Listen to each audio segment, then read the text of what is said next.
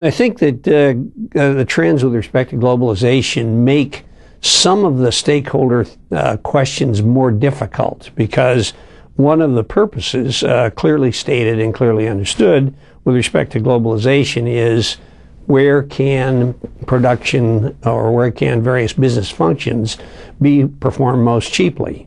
And if you got somebody that's going to work for $3 a day and somebody else that wants $45 a day, this is a question, an economic question of some importance.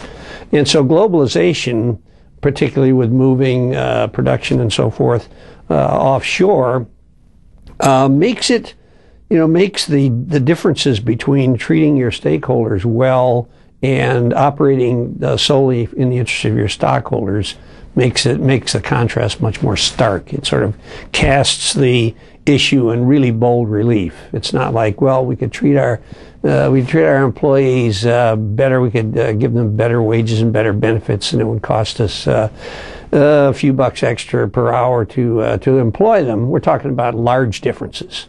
We're talking about big differences in terms of what economic benefits accrue to globalization. And on the other front, globalization, I think, becomes an issue when companies, and I'm thinking mostly about companies in Western Europe, who have long had a much more, let's call it, enlightened view of what the corporation is all about.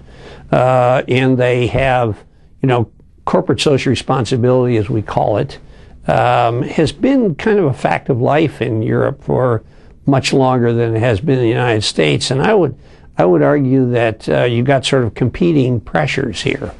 You've got the European model, which takes much more active account of stakeholder interests, and you have let's call it, for lack of a better term, the crude term, but sort of the third world model, which is you go where labor is cheapest and exploit, not a terribly bad word, inexpensive labor, and in some cases, sadly, labor that's unpaid.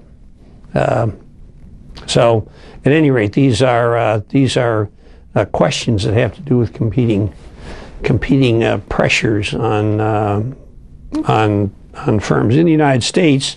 Since many companies employ offshore production, offshore performance of other business functions, and since it's still a highly competitive market, this creates serious tensions.